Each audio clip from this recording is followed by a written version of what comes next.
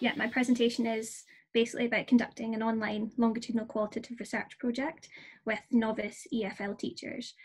So this original kind of presentation was meant to be a poster for the pre-conference event, the research special interest group pre-conference event for IATEFL this year, but obviously it was postponed, and I thought rather than kind of, I don't know, not do anything, I thought I'd try and still produce a poster, so at least I've had a little bit of experience of making one, and I've got it just in case it comes in handy at any point in the future. So my study, my PhD study was an online longitudinal qualitative research project. My topic was looking at the motivation and self-efficacy levels of novice English language teachers. And so they were teaching English in a country that wasn't their own. So that meant they were quite geographically spaced out. They had very, very limited, if any, teaching experience before going abroad, so they were complete novices. I had 5 participants in the end of the study, or at the end of the study. James was in Italy, Sean was in Vietnam, Rupert was in Poland, Molly was in China, and then Emma was in Vietnam. Emma's got an asterisk next to her name because she was actually recruited after my kind of original study. I'll go into more detail a bit later on about that, but basically I needed to recruit an additional participant. So Emma was part of a condensed 6-month study. The timescale was 1 academic year, so depending on the participant, this varied a little bit. For James, I think it was about 9 or 10 months. Sean, it was an entire year. Rupert and Molly both withdrew at about the 6-month mark, and then Emma was just recruited for 6 months. But the original plan was to have all of my participants for 1 year, but yeah, life happens. The data collection methods that I used semi-structured interviews. So my plan was over the year study, I would have 3 interviews with each of the participants, 1 before they started teaching, after they finished their teacher training course, 1 at the middle of their first year of teaching, and then 1 at the end. I also collected monthly questionnaires from them, qualitative questionnaires, and also weekly diary entries. Okay, so I will go over the kind of main benefits and limitations that I found in my research project. So there are, of course, numerous benefits and limitations of any research design project. I won't be able to go over all of them here, but these were the kind of the most pertinent ones for me. I thought that QLR, it offers flexibility and choice of data collection methods, and this was really important for me because I was doing research over a long period of time with, yes, a small number of participants, but still I had to make sure that it was manageable for both me and my participants. So it wasn't that I'd be able to do interviews every single month with my participants. That wasn't going to be realistic. So using a combination of data collection methods was quite important to me, and qualitative longitudinal research does allow that. So I used interviews, questionnaires, and diary entries, and they were all also compatible for an online study. QLR also allows exploration into phenomena which can't be quantified, or it wouldn't be meaningful if quantified. So I was looking at how their motivation and self-efficacy kind of changed over the year, and what kind of factors influence these changes. So I personally didn't think that it would be very meaningful trying to quantify this information. I wanted to know what situations, what factors made them feel differently about their kind of efficacy levels or their motivation in teaching. Okay, there you go. All right, so these were the kind of practicalities that I identified as I was going along. And some things to consider if you're thinking of doing your own online qualitative longitudinal research project. So one of them was how many participants do you need? I think this is really important to consider. So with a longitudinal research project, the number of participants that you recruit also needs to be balanced with the likelihood that some of them are going to withdraw. I knew that when I was going in, so I was trying to over recruit. I was aiming for between 6 and 8 participants for the year study, so that hopefully by the end, I would end up with 4 participants for an entire year. Recruitment was, yes, a bit of a nightmare. either if I tried to contact them at the end of the CELTA course, it was quite intense for them. They were really, really busy doing their last teaching practices and assessments. So they were kind of too busy to really give any extra kind of consideration to something after the CELTA. Whereas after the CELTA, they just kind of disappeared off the face of the earth and I couldn't find them. So I only managed to recruit 4 participants initially, and then 2 of them did drop out at the 6-month mark. So when it came towards the end of the year study, I had a discussion with my supervisors. I was a bit worried about whether I would have enough data. So we kind of discussed it and decided that it would probably be useful to recruit an additional participant for a 6-month study, a condensed study, so that then I would essentially have 3 participants for 6 months. They're looking at them in their first 6 months of teaching, and then have 2 participants who were who'd completed the entire year study. So definitely consider over-recruiting if you're doing this type of research design. Think about if the expectations are realistic for both the researcher and the participant. So consider how much, as the researcher, consider how much data and participant engagement you expect when you're planning. So if you're not getting enough data, or if you're not getting enough engagement from your participants, what are you going to do in that situation? I think that's quite useful to think about before you start doing the data collection.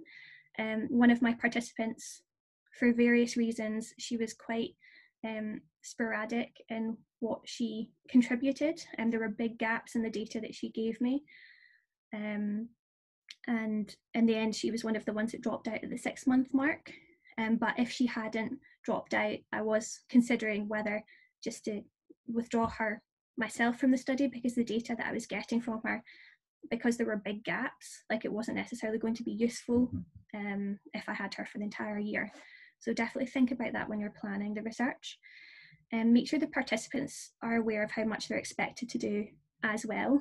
Like if you don't make that clear to the participants in the beginning, and you're constantly bombarding them with emails asking for data, then it might affect their participation. And obviously if you've had an issue with recruitment, then you do want to retain your participants. So make sure that they're aware and they know exactly what they're signing up to. I don't know whether you want to do, I've talked a lot. I don't know whether you want to hear me answer some of your questions, or whether you want to have a bit of a discussion yourselves. So there are some scenarios that I've got that you can consider what you would do in this situation. It might be different from how I managed it, but I'm kind of interested to hear what folk think of these scenarios. Does anyone have any particular preference about whether you'd like to hear me answer questions, or whether you'd like to discuss a wee bit yourself first?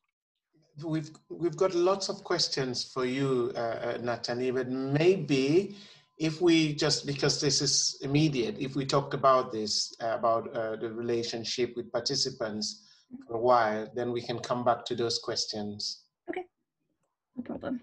Right. Okay, can you see this? I'm not sure if you're also on the right side of the screen.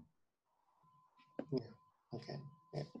Okay, so one of the scenarios is Rupert. So he was in Poland, he was teaching freelance, so he didn't have any one specific school that he was going to. He had kind of a few hours in various different schools, but he was essentially teaching freelance. He didn't have like a consistent line manager or director of studies, so he did feel really isolated and unsupportive when he was out there. He asked me for any recommended resources to teach private one-to-one students. So I'm interested to see what you think of that scenario. I'll just give you all 3, and then perhaps if you're writing in the chat box, then you can kind of answer what you would do for which scenario you think is most interesting. So as I kind of mentioned in the previous slide, so I went to visit Sean in Vietnam. He was really excited to have someone visit him. He wanted to do some touristy attractions that he hadn't done before, and also go out and eat local food. So what would you do in that situation? And for Molly, she was extremely stressed living and working in China. She was doubting her abilities and decision to move to China. How are you going to kind of respond to her? Are you going to keep it very professional, just from a researcher's perspective, you're looking for data from her, or are you going to offer any advice or anything like that? I'm curious to know what you would do in these 3 situations. So I guess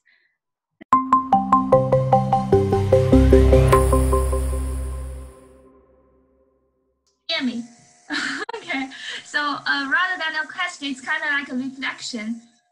So if we look at Rupert, so it seems he's very motivated, asking for a recommendation, but he may have low self-efficacy because he asked for recommendation. So it's just making me think, so how are we going to use the scenarios? Can we use scenarios to get clues about the motivation and self-efficacy of the participants? So what can we get there?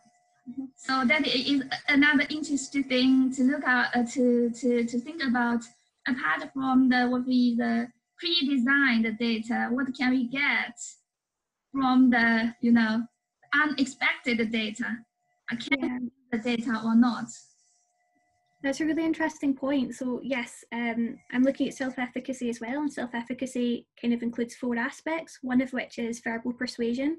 So kind of the kind of praise or criticism or advice that you get from others can affect your self-efficacy, so how able you feel to do something.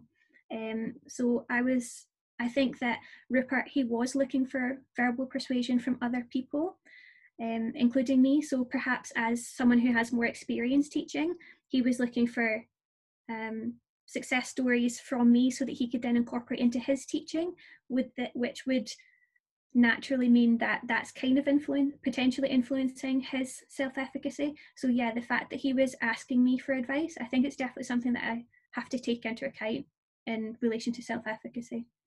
Yeah.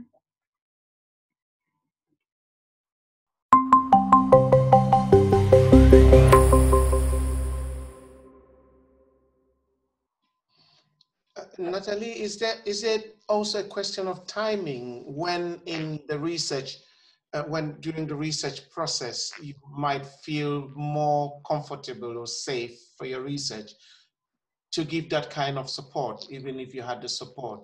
Is it a question of deciding, well, maybe that's something we can discuss after the research rather than something we should discuss now? Or even if you discuss it now, could it be something that, because what you were investigating was their motivation, and that asking questions like that, for me, suggests some form of interest and motivation to do things more, and maybe providing advice from your perspective might then help you see how they are using that advice in their work, and then and that in itself indicates their level of motivation. Yeah, that's really interesting. So I was aware of how much I was asking participants to do. I know that asking them to engage in a research project for an entire year, it is quite a big commitment. And asking them to do weekly diary entries, monthly questionnaires, and then 3 interviews over the year. I was quite conscious of the fact that I was asking a lot from them. So I did say to them, like, I mean, how could they benefit from my study? So knowing that I was an insider and I had experience teaching for a number of years, like, it didn't feel right for me to say, I'm not going to give you any advice or anything. I just had to think quite carefully what advice I would give. So when it came to asking for resources, like I've got websites and stuff that I've used for a number of years that I think are quite useful in teaching. So I would quite freely share them so that the teachers can make of them what they want. But when it came to, like, if, say for example, this didn't happen, but if they'd asked me to check over a lesson plan or check over a procedure or something, I think that would have been a more complicated thing for me to deal with. I hadn't really thought that would come up, but it could have.